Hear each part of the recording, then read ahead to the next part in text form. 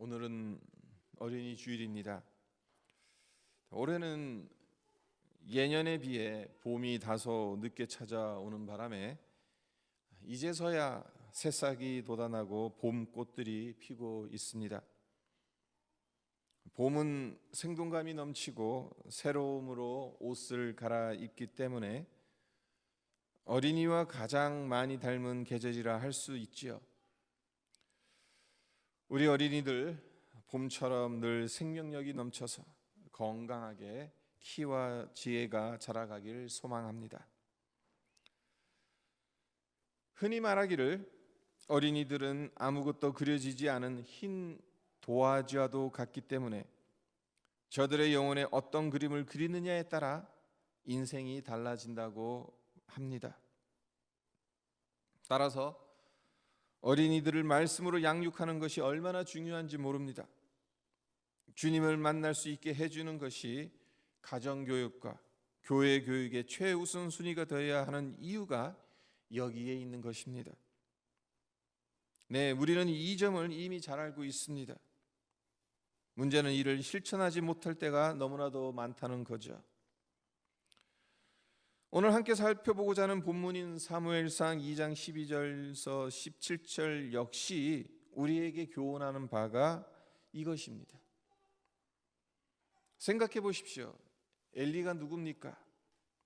이스라엘의 대제사장이면서 동시에 사사입니다. 그러니까 영적 지도자인 동시에 정치적 지도자였다. 따라서 다른 어느 누구보다도 자녀들에게 하나님을 만나게 해줄 수 있는 위치에 있는 사람입니다. 하지만 그런 좋은 위치에 있었음에도 불구하고 안타깝게도 엘리는 자녀들을 하나님의 사람으로 키우지를 못했습니다. 중간이라도 가면 좋았을 텐데 중간은커녕 행실이 나쁜 망나니가 되고 말았습니다. 엘리가 무엇을 실패했기에 그의 아들들이 망나니가 되었던 것일까요? 그리고 그러한 엘리의 실패를 통해서 우리가 얻어야 할 반면교사의 교훈은 무엇이겠습니까? 앞서 말씀드린 것처럼 엘리는 대제사장이었기 때문에 하나님께 제사 드리는 법을 어느 누구보다도 잘 알고 있었을 겁니다. 사실 이 점도 의심스럽게 볼 수밖에 없는 면이 다분하지만 어쨌든 겉으로 보기엔 엘리 제사장의 직무를 무난하게 감당했습니다. 하지만 그의 두 아들들 비느하스와 홈리는 어떻습니까? 하나님께 제사를 드리고 난 후 남은 고기는 제사장의 몫이 됩니다. 하지만 그렇다 하더라도 제사장 마음대로 가져가도 된다는 말은 아니에요. 응당 지켜야 할 법과 절차가 있다는 겁니다. 그 법을 레위기 10장 12절에서 15절에서 이렇게 제시합니다. 제가 읽어드립니다. 모세가 아론과 그 남은 아들 엘르아살에게와 이다말에게 이르되 여호와께 드린 화제물 중 소재에 남은 것은 지극히 거룩하니 너희는 그것을 취하여 누룩을 넣지 말고 제단 곁에서 먹되 이는 여호와의 화제물 중 내 소득과 내 아들들의 소득인즉 너희는 그것을 거룩한 곳에서 먹으라. 내가 명령을 받았느니라. 흔든 가슴과 들어오린 뒷다리는 너와 내 자녀가 너와 함께 정결한 곳에서 먹을지니 이는 이스라엘 자손의 화목제물 중에서 내 소득과 내 아들들의 소득으로 주신 것임이니라. 그 들어오린 뒷다리와 흔든 가슴을 화제물의 기름과 함께 가져다가 여호와 앞에 흔들어 요제를 삼을지니 이는 여호와의 명령대로 너와 내 자손의 영원한 소득이니라. 제사장이 하나님께 제사를 드리고 난 후 어떻게 고기를 취할 것인지 그 핵심은 아무 데서나 먹지 말라는 겁니다. 반드시 성막들 제단 곁 거룩한 곳 정결한 곳에서 먹어야 한다는 거예요. 그리고 취할 수 있는 부분이 어떤 부분이라고 말합니까? 흔든 가슴과 들어올린 뒷다리예요. 그 부분만 제사장의 몫이 될 수가 있는 거예요. 그런데 엘리의 두 아들들 비느하스와 홈니가 율법에 기록된 대로 제단 곁에서 고기를 먹었겠습니까? 본문에서는 이 점을 명확하게 알 수는 없지만 사환을 시켰다는 것으로 미뤄 짐작컨대 비느하스와 홈니는 제사를 드리는 현장에 없었습니다. 성막들 난 제단 곁에서 고기를 먹어야 함에도 불구하고 제단 곁이 아닌 그들의 집에서 편안하게 먹었을 것이라고 추측할 수 있습니다. 하나님께서 정해놓으신 법을 무시하는 이것만으로도 큰 죄가 되는 것입니다. 하지만 이보다 더 심각한 것이 있습니다. 그것은 비느하스와 홈니가 하나님께 드리기도 전에 사환을 시켜 임의로 가로챘다는 겁니다. 13절부터 15절을 보세요. 그 제사장들이 백성에게 행하는 관습은 이러하니 곧 어떤 사람이 제사를 드리고 그 고기를 삶을 때에 제사장의 사환이 손에 3살 갈고리를 가지고 와서 그곳으로 냄비에나 솥에나 큰 솥에나 가마에 찔러 넣어 갈고리에 걸려 나오는 것은 제사장이 자기 것으로 가지되 실로에서 그곳에 온 모든 이스라엘 사람에게 이같이 할 뿐 아니라 기름을 태우기 전에도 제사장의 사환이 와서 제사 드리는 사람에게 이르기를 제사장이 구워드릴 고기를 내라. 그가 내게 삶은 고기를 원하지 아니하고 날 것을 원하신다. 자, 얼마나 욕심이 많으면 3살 갈고리로 지금 물에 삶고 있는 고기를 끄집어내요. 아까 레위기 10장에서 분명히 이야기했거든요. 하나님은 분명하게 어떻게 말씀하셨습니까? 흔든 가슴과 들어 올린 뒷다리가 너의 영원한 소득이라고 했어요. 근데 비느하스와 홈니는 지금 어떻게 하고 있냐면은 3살 갈고리로 냄비나 솥이나 큰 솥이나 그거 집어넣어 가지고 끌려 나오는 거 다 자기 거예요. 그것만으로도 지금 율법을 어기고 있는 겁니다. 네. 하나님께 제사를 드리고 난 후에는 고기를 삶죠. 고기를 삶아서 제사 드린 사람에게도 주고 또 이제 감사제나 이런 제사일 경우에는 거기 있는 사람들과 다 함께 모여서 그 고기를 나누어 먹습니다. 삶아서 먹습니다.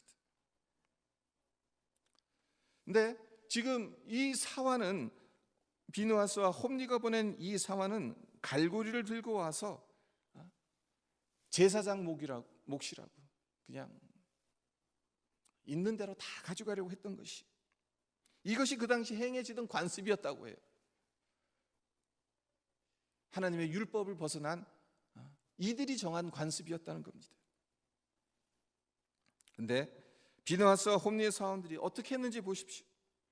기름을 태우기 전에, 이 말은 아직 하나님께 제사를 드리지 않았다는 거죠.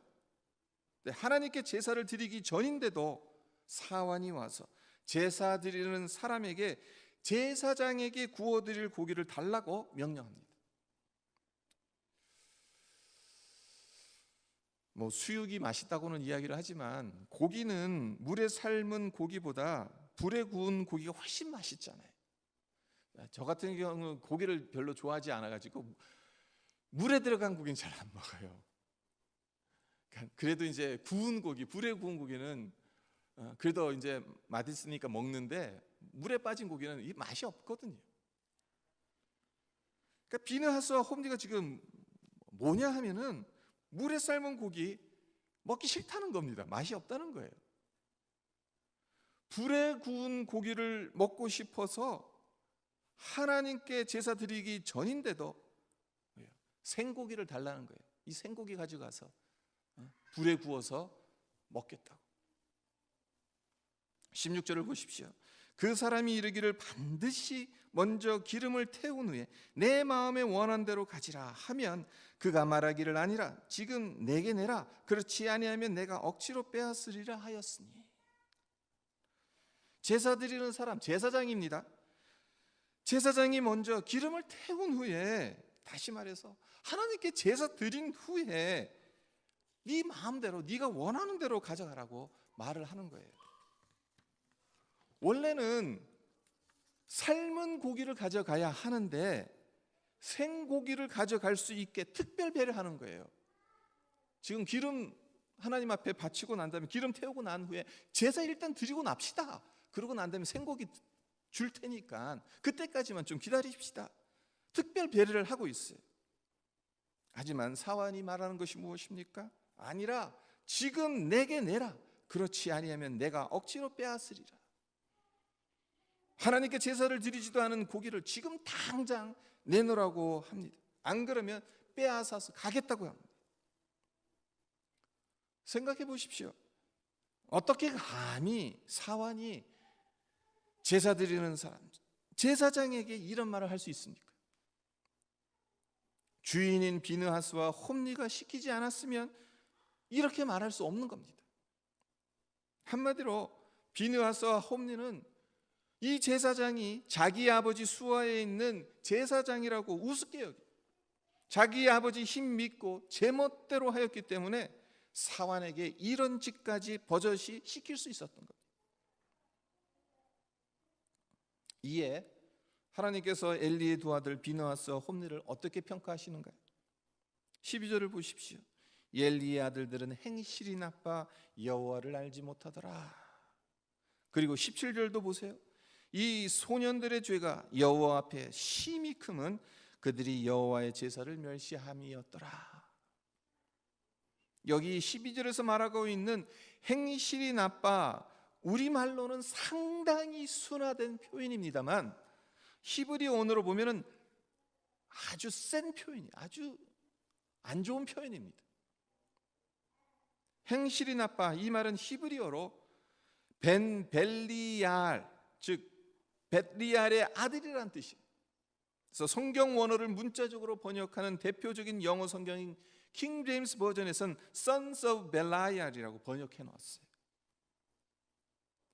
근데 왜 이 표현이 아주 안 좋은 표현인가 하면요, 그 이유가 무엇이냐면 벨리알은 마귀 중에서도 가장 흉포하고 힘이 센 마귀이기 때문에, 그러니까 마귀 대장인 거예요. 한마디로 사탄과 다른 말로 사탄인 거예요. 우리가 가지고 있는 성경 66권에는 포함되지 않은 위경이라는 책들이 있습니다. 그 중에 베냐민의 유훈이라는 위경을 보면 벨리알이 남유다 왕국의 15대 왕 므낫세에게 빙의해서 그를 자기의 지배하에 두었다는 기록이 나옵니다. 므낫세가 어떤 왕이었습니까? 남유다 왕국에서 가장 악한 왕으로 평가받은 왕입니다.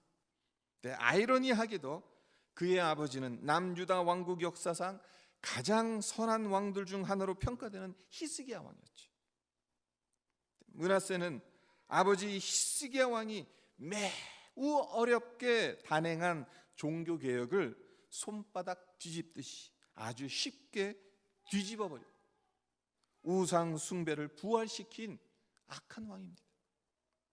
네, 베냐민의 유훈이라는 위경에 따라 므낫세 왕이 하나님 보시기에 이러한 악행을 저질렀던 것은 사탄 벨리알이 그의 마음대로 조종했기 때문이라고 할 수 있는 겁니다. 벨리알은 마귀 대장이라고 할 수 있는데 엘리의 아들 비느하스와 홈리를 가리켜 히브리어 원어로 벨리야의 아들들이라고 표현하고 있다. 악마의 자식이라고 말하고 있으니까 얼마나 안 좋은 표현입니까? 얼마나 불명예스러운 말입니까? 그리고 12절 하반절에서 이렇게 이야기하죠. 여호와를 알지 못했다. 여호와를 알지 못했다. 무슨 뜻인가 하면요, 하나님을 하나님으로 인정하지 않았다는 겁니다. 달리 말해서 하나님을 두려워하지 않았고 하나님을 업신여기고 대적했다는 것입니다. 당연합니다. 그들의 영혼이 악마에게 통제를 받고 있습니다. 여호와의 제사를 멸시한 것이 무슨 대수가 되겠어요? 남들보다 하나님을 더 잘 알고 섬길 수 있는 좋은 환경에서 자랐음에도 불구하고 어린 시절부터 눈에 뵈는 것 없이 방자에 행했다는 것, 참으로 안타까운 모습이지 않습니까? 하지만 이보다 더 안타까운 점은 자기 아들들이 이런 평가를 받는 것에 대해 엘리 제사장의 속이 얼마나 많이 상했을까 하는 거예요. 엘리라고 해서 그의 아들들이 자기보다 믿음 생활 더 잘하고 하나님께 더 귀하게 쓰임 받기를 원치 않았겠습니까? 그렇기 때문에 때로는 야단을 치고 책망도 했을 겁니다. 그저 지금은 잘못을 저질러도 나이 들고 철들면 어련히 고쳐가겠지 생각했을 겁니다. 하지만 엘리가 결정적으로 잘못한 것은 제사장이니까 제사를 드리면 됐지 그 이상 뭐가 더 필요하냐고 생각하면서 정말 중요한 제사를 드려야 하는 이유와 목적을 아들들에게 가르치지 않았다는 겁니다.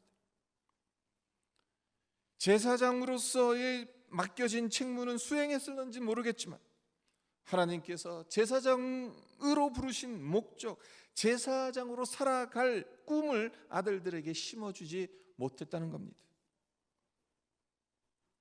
우리는 어떻습니까?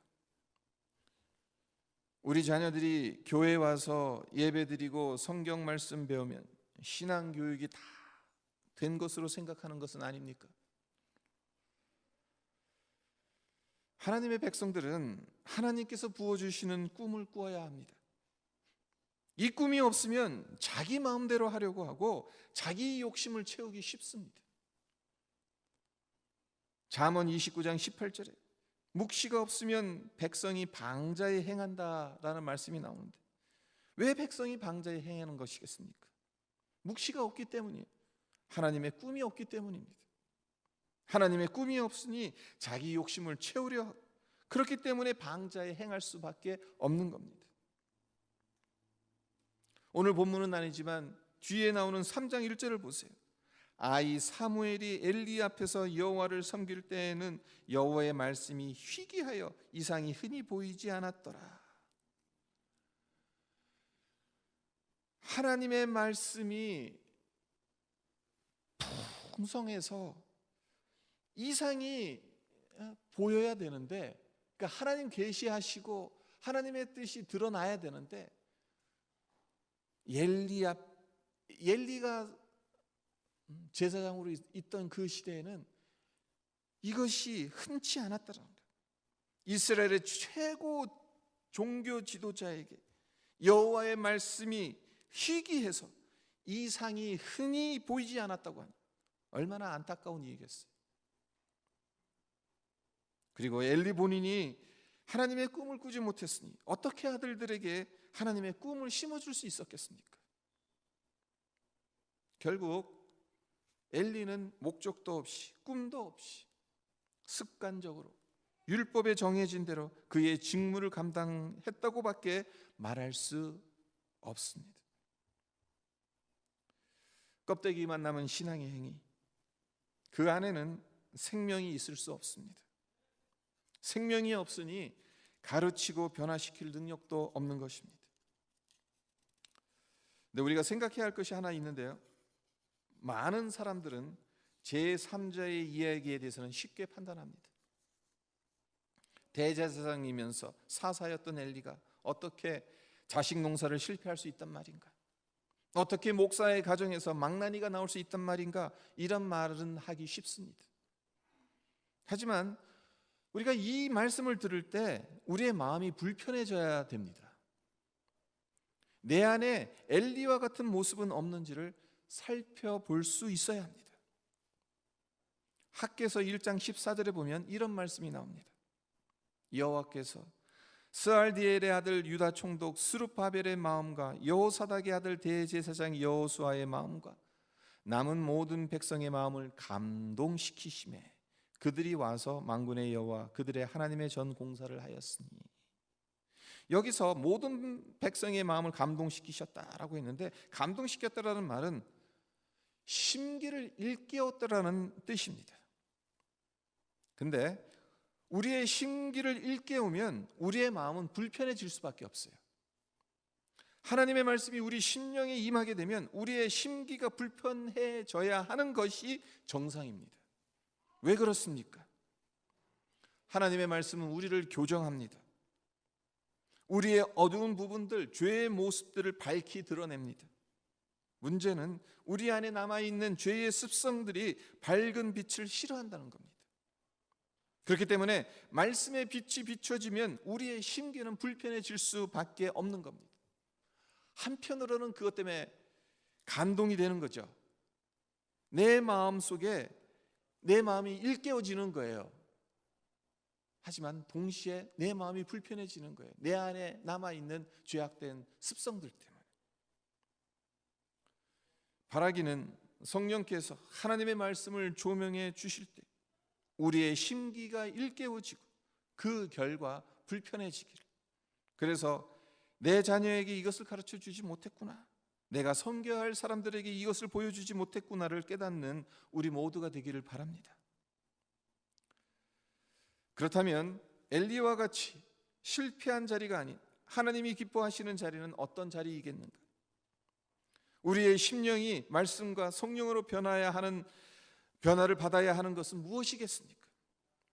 다시 한번 생각해 봅시다. 겉으로 보기에 엘리는 분명히 제사장의 책무를 아들들에게 가르쳤고 전수했습니다. 비느하스와 홈리 역시 제사장의 역할을 감당했어요. 하지만 그것만으로는 충분하지 않았습니다. 왜 하나님께서 제사장으로 부르셨는지, 그 부르심의 목적은 무엇인지, 어떻게 해야 하나님이 기뻐하시는 제사장의 삶을 살아갈 수 있는지, 하나님께서 부어주시는 제사장으로서의 꿈은 무엇인지를 가르쳐 주어야만 했습니다. 우리 역시 마찬가지라는 거예요. 우리가 주님을 믿는 하나님의 백성으로서 우리 자녀들에게 가르쳐야 하는 것, 그냥 성경 보면 돼, 기도하면 돼, 예배 드리면 돼, 그것으로 그쳐서는 안 된다는 거예요.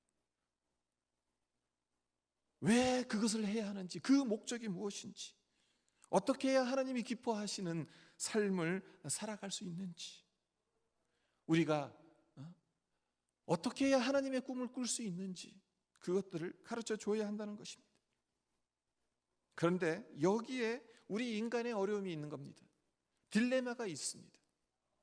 왜냐하면 이런 것들은 말로 가르쳐지는 것이 아니라 삶으로 가르쳐야 하기 때문에 그래요. 내가 본을 보이지 않으면 나를 통해 누군가가 그런 삶을 배운다는 것은 정말 어렵습니다. 사실 세상을 살아가는 데 필요한 훈계를 할 때도 삶으로 보여주지 않고 말만 하게 되면 그 훈계가 제대로 먹혀 들어갈 리 만무하지 않습니까? 말로만 가르치려고 하면 잔소리가 되기 쉽습니다. 예를 들어서 자녀들에게 책 읽으라고 아무리 소리를 질러도 아이들이 듣습니까? 듣지 않습니다. 듣는 것처럼 보여도 듣는 척 할 뿐입니다.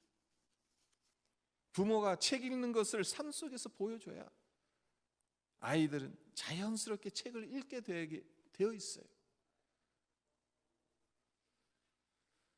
제가 목사로서 가장 어려워하는 부분도 이것입니다. 말씀을 통해 성도들에게 선포하고 가르치는 것만큼 제 자신이 본이 되지 못할 때가 너무나도 많다는 겁니다. 하나님의 말씀을 선포하였으면 선포한 말씀이 성도들에게만 적용되기를 바라는 것이 아니라 목사의 삶에 먼저 적용되어야 하고 실천해야 하는데 솔직히 그렇지 못할 때가 얼마나 많은지 모르겠습니다. 네, 우리의 삶이 하나님의 말씀을 드러내지 못한다, 누군가를 가르치는 것 실패할 수밖에 없습니다. 아무쪼록 엘리가 실패한 자녀 교육을 반면교사로 삼아서 다른 사람들을 가르치기 전에 우리 자신이 그 가르침에 합당한 삶을 살아가고 있는지를 살펴보았으면 합니다. 신앙의 경륜이 깊어지면 깊어질수록 내가 원하지 않아도 남에게 영향력을 끼치는 자리에 설 수밖에 없게 되는데, 이왕 하는 신앙생활, 껍데기만 남은 신앙의 행위가 아니라 정말 믿음의 본을 보이는, 그래서 우리의 자녀들과 우리에게서 영향을 받는 자들이 우리의 삶을 보며 믿음의 사람으로 빚어가기를 주님의 이름으로 축원드립니다.